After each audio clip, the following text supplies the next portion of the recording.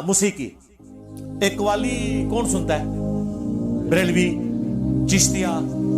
اصول طے کر لو. جو قوالی کو میوزک کو حلال سمجھے، جو حلال کا ہے وہ حلال مانے گا، جو حرام وہ جملہ بول کے تو پھر ہم آپ کو لسٹ بتائیں گے کہ کون کون موسیقی کو حلال سمجھتے ہوئے حرامی ہو گیا ہوا ہے.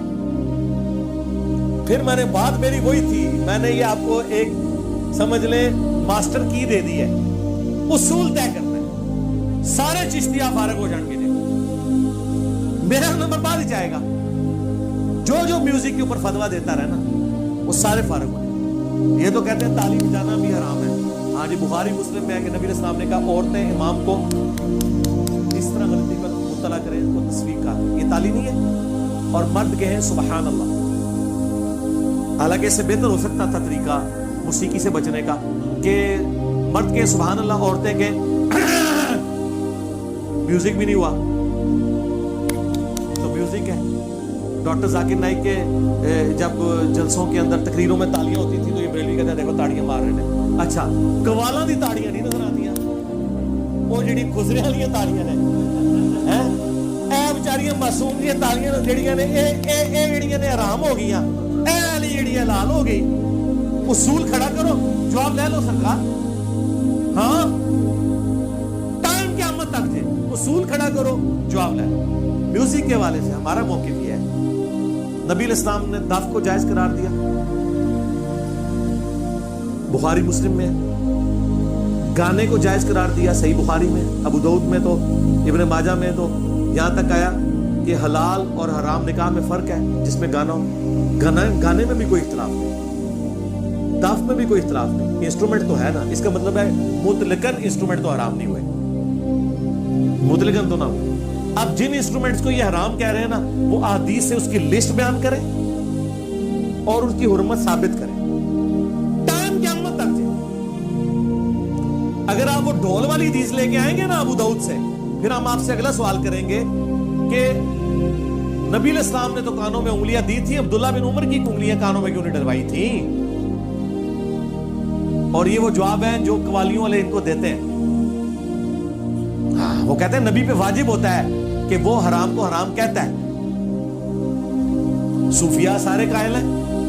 ٹھیک ہے. ہاں، اور آپ کو بتاؤں اہل حدیث کے جو سب سے بڑے امام ہیں، ابن تیمیہ کے بھی امام، المحلہ کتاب جنہوں نے لکھی ہے، کیا نام ہے یار، ذہن سے اتر گیا، جو شروع کے ان کے اماموں میں سے ہے. لکھو یوٹیوب پہ المحلہ اور امام دا نام آ جائے گا. المحلہ گوگل میں جا کے دیکھو. المحلہ، محلہ بک، آتھر ابن حزم. ہائے میں صدقے، ہائے ہائے گوگل حافظہ اللہ، تجھ پہ لاکھوں سلام. ابن حزم وہ ہے کہ ابن تیمیہ تو شاہی کوئی نہیں، ابن تیمیہ سے بھی 300 سال پہلے. ابن حزم نے نہ صرف میوزک کے اس انسٹرومنٹس کو جائز کہا ہے بلکہ اس کی خرید و فروخت کو حلال کہا ہے، اس کے کاروبار کو حلال کہا ہے. اسی لیے یوسف القرداوی نے میوزک کے حلال ہونے پہ فتویٰ دیا ابن حزم کی بنیاد پہ. اہل حدیثوں قیامت تک ٹائم جائے ابن حزم نو کہو کہ گمراہ سی. ابن حزم وہ ہے کہ جس کے سامنے ابن تیمیہ بھی بغیر وضو کے کھڑا نہ ہو بات کرنے کے لیے. سلفیوں کا بڑا امام ابن حزم مانا جاتا ہے. پہلا غیر مقلد کہا جاتا ہے جی پلانٹ ارتھ پہ امام وہ داؤد ظاہری، اور اس کے بعد ابن حزم. اور یہ وہ ہے جس کو حامدی صاحب بڑا کوٹ کرتے ہیں ابن حزم کو. المحلہ انہوں نے پیچھے کئی بار لگائی ہوتی ہے، آپ دیکھیں بخاری مسلم نہیں نظر آئے گی، المحلہ تو نظر آئے گی. ابن حزم تو میوزک کے انسٹرومنٹس کو جائز سمجھتا ہے، اس کے کاروبار کو جائز سمجھتا ہے. اجتہادی خطا ہے تو سرکار حامدی بھی اجتہادی خطا مان لو. وہی گل، پہلے اصول طے کرو، اس اصول سے سب کو گزاریں پھر آگے چلیں. ہمارا درمیان کا موقف ہے کہ ترنم گنگنانا اس کو تو کوئی حرام نہیں سمجھتا. بخاری کی حدیث ہے جو ترنم سے قرآن نہ پڑھے وہ ہم میں سے نہیں ہے. سرکار یہ مشاری جو کچھ کر رہا ہے قرآن کے ساتھ، یہ ترنم نہیں ہے. اور اگر قرآن ایسا نہ ہوتا تو ترنم سے پڑھا بھی نہ جاتا. میں تو چونکہ میں تو ایک فیلڈ ہے نا یہ، میں تو بعض اوقات ترنم میں بھی پوری صورتیں پڑھ لیتا ہوں اس طرز پہ. جس طرح سے میں قرآن سنا رہا ہوں، تو آپ اس کو میوزک کہہ دیں گے، انسٹرومنٹ کہہ دیں گے؟